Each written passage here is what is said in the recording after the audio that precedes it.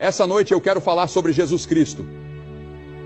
Quero fazer a pergunta: quem é Jesus? Muitos de nós temos cruzes gravadas em nossas Bíblias ou penduradas no pescoço, mas não conhecemos realmente Jesus. Você sabe, quando você chega ao Brasil, ao Rio de Janeiro, há uma enorme estátua de Jesus. É um marco do Rio, de dia e de noite. Ela tem 40 metros de altura. São 40 metros de uma ponta dos dedos à outra, com os braços estendidos. Alguém chamou este ano, neste país, de o Ano de Jesus.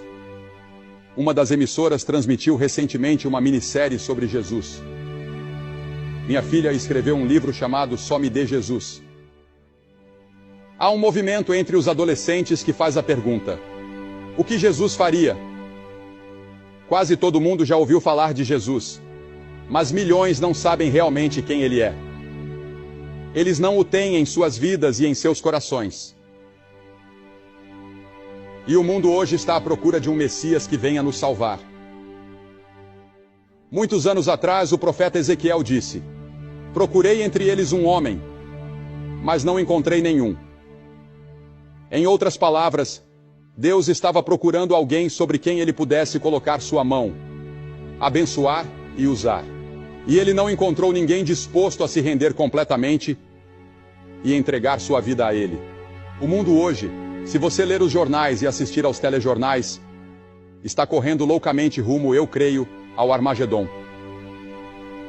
Essa noite, no Oriente Médio, estão lutando de novo pelas mesmas coisas pelas quais lutam há centenas de anos. Tiveram reunião após reunião, trégua após trégua, tratado após tratado, e promessas feitas por todos os lados. Mas de alguma forma, eles não conseguem parar de lutar. Veja, o homem é um fracasso moral. Deus é a nossa única esperança. Os planos de Deus.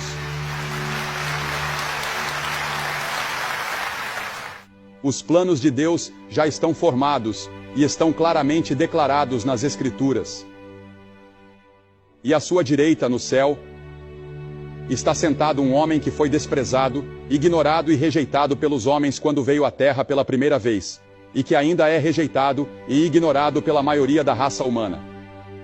Deus prometeu que ele será o futuro governante do mundo.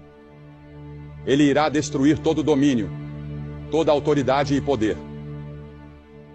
Está chegando o dia em que todo joelho se dobrará diante dele e toda língua confessará o seu nome.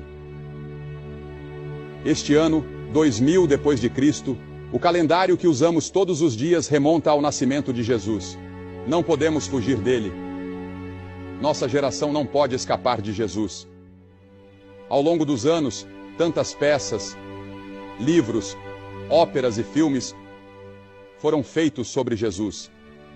Em março e abril, as revistas Newsweek e US News and World Report publicaram reportagens de capa sobre ele. Na sua matéria de capa sobre ciência e ideias, a US News trouxe o título: Por que Jesus morreu? Por que há tanto interesse por Jesus hoje? Essa é a pergunta que você tem feito? Quem é essa pessoa que fez mais para transformar a história humana do que qualquer homem que já viveu? Ele viveu apenas 33 anos. Sua jornada mais longa foi de menos de 160 quilômetros. Ele é apenas um herói popular ou um revolucionário? Ou ele é quem disse ser o Filho do Deus vivo? Quem é essa pessoa que exige que o chamemos de Filho de Deus e o sigamos até a morte? Sabemos que ele era um homem. Ele era completamente humano. Ele era o homem representativo. Ele era o homem por inteiro. Ele foi identificado e contado entre os transgressores. As Escrituras dizem 83 vezes no Novo Testamento que ele é chamado de Filho do Homem. Há muitos lugares nas Escrituras que nos lembram de sua humanidade. A Bíblia ensina que ele teve fome. A Bíblia ensina que ele estava cansado, na parte de trás de um barco ele dormia. Ele conheceu as alegrias da amizade. Ele foi mal compreendido e desprezado. Ele chorou no túmulo de um ente querido. Ele teve que lutar contra a tentação e suportar a decepção. Ele afirmou ser o único Filho de Deus antes que o mundo existisse ou antes que a raça humana existisse. Ele disse: no princípio era o Verbo, e o Verbo estava com Deus, e o Verbo era Deus. E Jesus disse: antes que Abraão existisse, eu sou. Com essas palavras, Jesus se separou de qualquer outra pessoa que já viveu. Em outras palavras, Jesus disse: antes que Abraão nascesse, eu sempre sou, o eterno presente.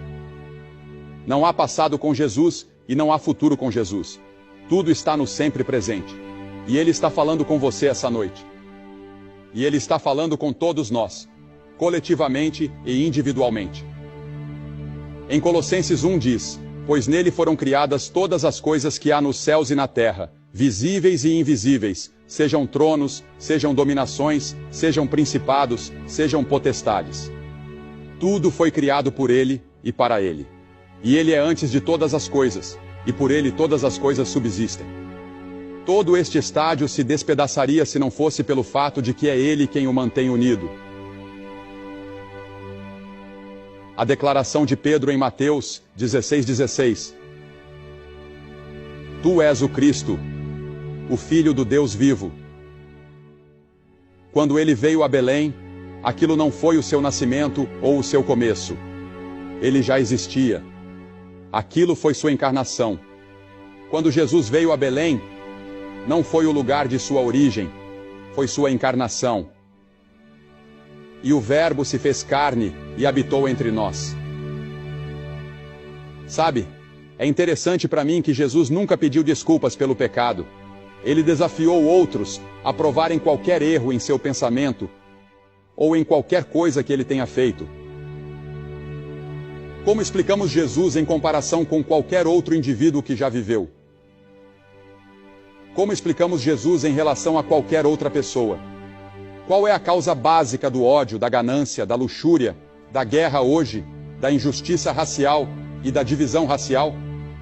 Jeremias deu a resposta: o coração é mais enganoso que todas as coisas e desesperadamente corrupto. Quem o conhecerá?